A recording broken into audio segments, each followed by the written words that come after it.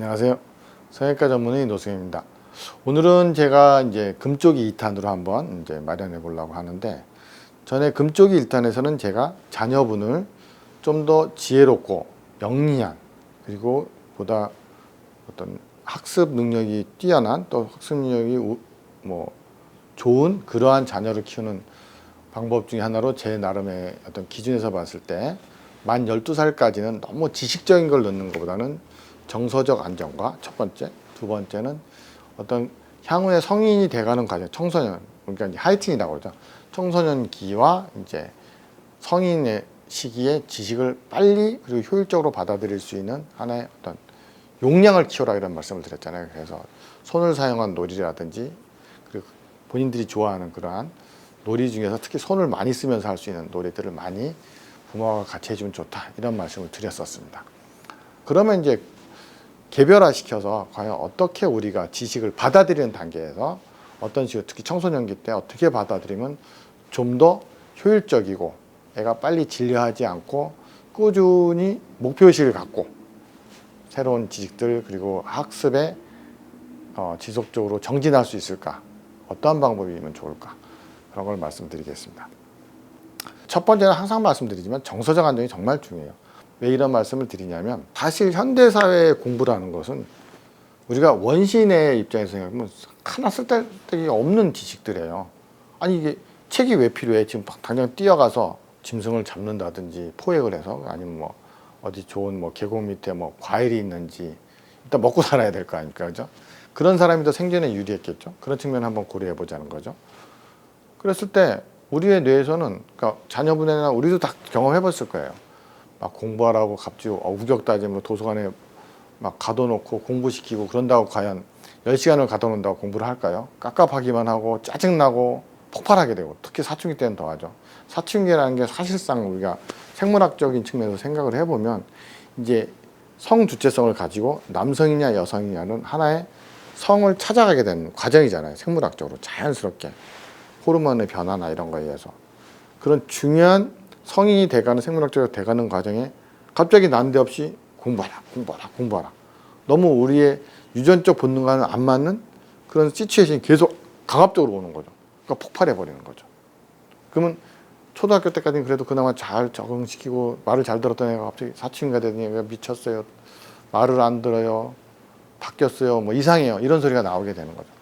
그래서 첫 번째 우리가 접근할 거는, 과연 우리라는 존재가 유전적인 레벨에서 어떤 존재인가를 먼저 부모가 이해하는 게 중요하다고 생각을 해요.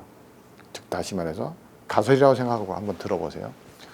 우리의 유전자 레벨에서는 현대 문명의 공부는 너무 말도 안 되는 거예요. 물론 현대 문명이 구축한 과학 문명, 과학 기술이 현대 문명을 극도로 발전시키고 우리의 문명을 굉장히 윤택하게 하고 발전시킨 건 맞습니다. 그걸 부정하자는 건 절대 아니에요. 그 지식 자체는 너무나 존귀하고 고귀하고, 그런 지식을 만들어 오신 모든 과학자와 학자분들은 너무 감사하신 분들인 건 맞죠. 하지만 우리가 그런 걸 이해하고 공감하기에 사춘기의 소년소녀들은 너무 어리다는 거죠. 아직 미숙하다는 걸 말씀드리는 거죠. 그래서 이런 부분에 포인트를 맞춰서 아이들이 좀 더 즐겁게 이런 훌륭한 좋은 지식들을 마음으로 자율적으로 그리고 자발적으로 받아들일 수 있게끔 훈련이 필요하다는 거죠. 그 훈련 과정은 여러 가지가 방법이 있는데, 첫 번째 오늘의 포인트는 그 부분을 말씀드리고자 하는 겁니다. 자발적이고 자율적으로 살아갈 수 있는 그러한 독립된 훌륭한 성인 인격체로 만드는 데 있어서 부모가 먼저 이해해야 될 것. 공부는 어려운 거다. 익숙치 않은 거고 우리 유전자에서는 좀 맞지 않는 부분이 많다. 그러니까 그것을 우리가 체내화시킬 수 있게끔 방법을 필요로 하는 거죠. 그냥 무조건 공부하라고 해놓고 자기는 텔레비 보고 있고 공부해 해놓고 자기는 나가서 술 먹고 있고 그런 애들이 공부할까요? 그죠? 예, 절대 안 하겠죠. 그래도 공부하는 친구들이 있긴 해요. 특이하게도. 근데 극소수죠. 대다수는 안 하죠. 그러니까 대다수의 학생들이 자율적으로 자발적으로 공부는 정말 좋은 거구나, 내가 이걸 왜 싫어할까? 그건 첫 번째, 그렇게 안 된 이유는 강압적이었던 거예요. 자율적, 자발적으로 하게끔 부모가 옆에서 친구가 돼서 도와줘야 됩니다. 이 사춘기가 되거나 사춘기 전에도 마찬가지예요. 사람들은 본능적으로 자기가 성체가 되기 전에 자기 자신이 잘하는 걸 찾아요. 자기가 소질 있는 걸 스스로 체크를 합니다. 그래서 어떤 애들은 그림을 그린다든지, 뭐 자기는 뜀박질을 잘하니까 뭐 달리기를 열심히 한다든지, 뭐 야구를 좋아한다든지, 물론 여러 가지 뭐 다른 요인도 있지만 가장 중요한 요인 중에 하나 보면 자녀분이 좋아하는 게 있어요. 그 좋아하는 게 대부분 보면 자기가 잘하는 것들인 경우가 있어요. 근데 문제는 시대 조리라는 게 있잖아요. 예를 들자면 옛날에는 막 뭐 기타, 통기타 들고 다니면 뭐 기타 부시고 난리도 아니었잖아요. 요즘은 이제 기타 배워주죠, 막. 그죠? 즉 다시 말해서 뭐냐면 첫 번째는 자녀분의 소질을 잘 봐야 돼요. 얘가 자신 있어 하는 게 뭔지, 그게 체육적인 건지 학문적인 건지 뭐 음악적인 건지 아니면 다른 뭐 어떤 게 디테일하게 잘 살펴가지고 그 자녀분이 좋아하는 걸 먼저 찾아야 돼요. 그래서 그 자녀분이 좋아하는 거를 주제로 놀이를 이어나가면 걔는 계속 부모와 좋은 유대관계가 되고, 그게 그 다음 단계에서는 이제 공부가 되고 자기 발전에 어떤 도모할 수 있는 어떤 발판이 될 수 있을 거라고 생각합니다. 첫 번째 단계는 자녀가 자신 있어 하고 잘하고 좋아하는 게 뭔지를 먼저 찾아야 돼요.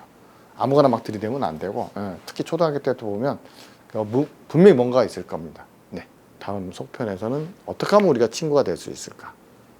자녀분들과 친구가 돼서 이 좋은 지식을 같이 쌓아가면서 어떻게 보면 현대사회를 살아가는 우리 원시 수렵사회에 적응된 유전자에 의해서 만들어진 우리 자녀분과 우리의 뇌가 좀 더 즐겁게 같이 동반자로서 이런 과학기술, 좋은 과학기술 문명 사회에서 지금도 끊임없이 새로운 지식들이 나오고 있잖아요.